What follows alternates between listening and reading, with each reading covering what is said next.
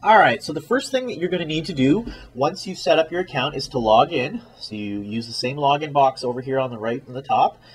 Click on the little login, and now that you're logged in, you should be able to start hiding and seeking cache. So we're going to find our first cache today. So the first thing you can do is use your address, but basically I would suggest trying your postal code first. So you enter in the postal code and hit the little go button. And this will give you a list of all of the caches near that postal code. So it shows you how far it is from there, the type of cache that it is, difficulty, terrain, when it was placed, description, and the last time it was found. So what I would recommend you do is find a cache that you think would be appropriate for you. I would definitely recommend you get something that's a regular size. So these little icons here show you how small they are. And you'd stick to a traditional cache, just to make it easier for your first find. So I would try and find something that's not a micro. So if we scroll through this list here, we see this one's a regular, this guy's a small. Let's go with this one here called Just Watching the Cars Go By. So I click on that cache, right, because I see it's a traditional. I click on the cache and I get some information about it. So once again, I see the size, the difficulty, the terrain, and the coordinates. These are the actual GPS coordinates you're going to enter into your GPS that will let you find the cache. So every set of coordinates points to a specific cache. So any cache you go to, you need those coordinates. If you ignore everything else, that's fine. But this is a basic description: short walk from the car, it's near the university hockey rink, it was small, it's winter friendly. You can also see down below there's logs to show you that it has been found recently. Right, so it shows the last few logs of when it was found. So I have this information here, and probably not a bad idea to print off this page for the very first time, seeing as I've never done caching before. You print it off, you can choose if you want to include the logs or not. But once you've got the printed page, you're probably also going to want the hint. You'll see here where you can decrypt the hint, and it tells you that it's in the tree at eye level. So once you have the hint, you've printed off your page, you are ready to go and find your new cache. So good luck. Alright, so now that I've printed off my actual cache description, here I can see the actual Just Watching the Cars Go By description. You can also see, and I know it's a little blurry there, but I can see the actual coordinates, the size, the difficulty. And as I look down here, I see more information, the short description, the long description, as well as the hint, which I had already decrypted, so you can see in the tree at eye level. So now that I have this printed off, the next thing I'm going to want to do is to actually take that particular cache and enter it as a set of coordinates on my GPS. Now, there's a couple of different ways you can do this. You can get it onto your GPS by using the Send to GPS, which I'll show after. But if you're not too familiar with that and you want to kind of start, you're going to need to mark a waypoint on your actual GPS. So what I have here is my Garmin eTrex Legend HCX. All right, this is a Garmin GPS. It's a few years old, so I wanted to show it on an older unit to start. Basically, you can see this is the map that's come up. So the easiest way for me to actually enter in a waypoint is to actually hold the button, this little joystick guy here. I hold the button down. When I push it down and hold it, I get a screen that comes up, and it says, and I know it's a little hard to see. Let me see if I can make it a little clearer for you. Let's see here. It says mark waypoint, and you can see that there's a name in there. All right, it says 001. Yeah, it's pretty hard to see. 001, it shows a date, and then it shows a set of coordinates. So what I want to do is I want to change those coordinates to match the ones on the actual sheet. So I see here it says the first set is 4606305.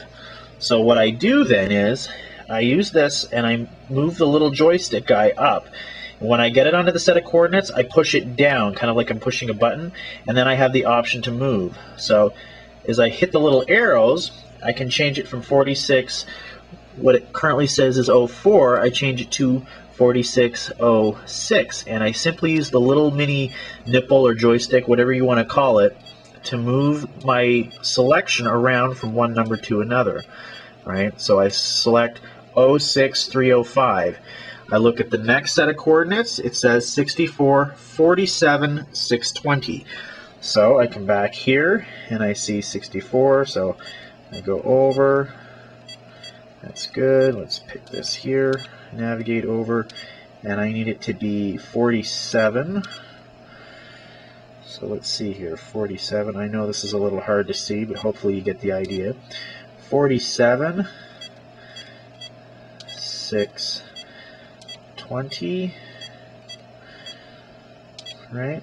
So when I look now, the coordinates I've entered now say 06305, 47, 620. All right, so that's good. I hit OK. And I know that this is the name of it, so it's 001. If I wanted to, I could select it and change the name to something else. But for the purposes of this demo, I'm just going to leave it as 001, and we'll remember that when we actually go out and find the cache. So then I hit OK. Now that is saved on the actual GPS, and if I hold and push the little button over here, the little button on the top, that's the page button. So if I flip over to menu and then I see find, so I say find, right, and I want to find a waypoint because that's what I did. I marked a waypoint. So the only one listed on there right now is 001, so I hit 001, and then I have the option to go to. It shows me that it's currently 5.59 kilometers from my current position. When I say go to, I have the option on this particular GPS. I have a map that is auto-routing on a road, but I'm going to choose off-road. So I pick off-road, and now I see that line, and if I actually zoom out here, it's hard to see on here, but you can see now it shows the geocache container, the little icon 001, and that's where it is. If I hit this page button again, now I see the arrow, and it's that arrow that we want to follow. We want to follow that arrow to get as close to the cache as possible, and that's what we're going to do right now. I'm currently driving towards the cache, and as I drive and I get closer, it shows me that the distance to the actual destination is 4.95 kilometers approximately, and that number will continue to decrease the closer I get to it. Now, one thing to keep in mind is that you probably should have made a good idea of where the cache was by looking at the cache page. Right? When you look on the little Google map, it tells you that the cache could approximately be located in a certain area. So once you know the general area of what it is, you don't necessarily have to turn this on right away. All right, I'm just doing it for an example. And also keep in mind that entering in the coordinates and navigating into the actual cache is going to vary depending on how you actually enter the coordinates into your particular GPS, because every GPS is different. All right, when we get to the Alright, so I parked my car and I am now near the cache location. When I look at my GPS, it shows me that I am about 44 meters from the cache. So as I start walking, let's take a look here. I walk, I get a little bit closer. Yeah, it says now I'm 38 meters from the cache. So I'm going to walk in this general direction, and look at that, there's some trees over there. Let's see. So this is where I am. I've reached a tree, and in the hint it actually said it was in a tree at eye level. And you'll notice if I look at the GPS now, it says that I am within about 6 meters, and it shows me that it's somewhat in front of me. So if I were to step forward this way, you'll see the arrow shift here in just a second, saying it's over on this side.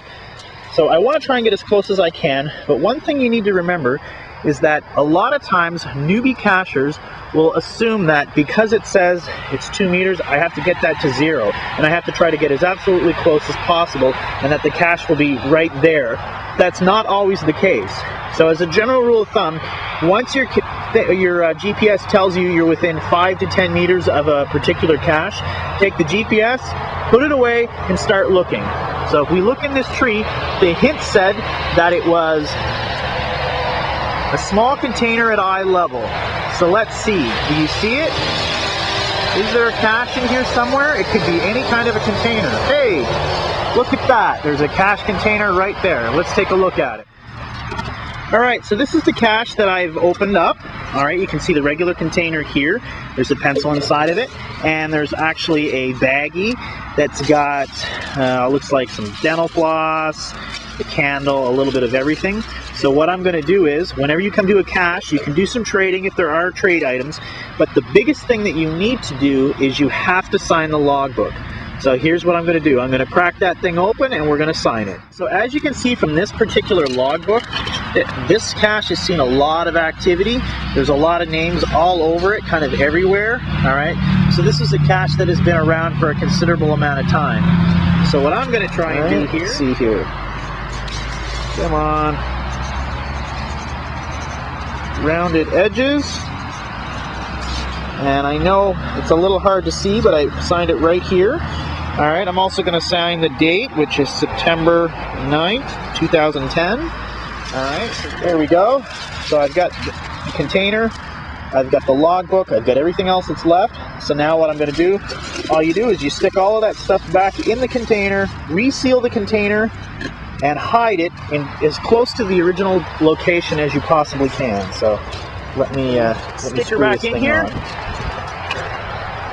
So now you can see that the container is still in the tree.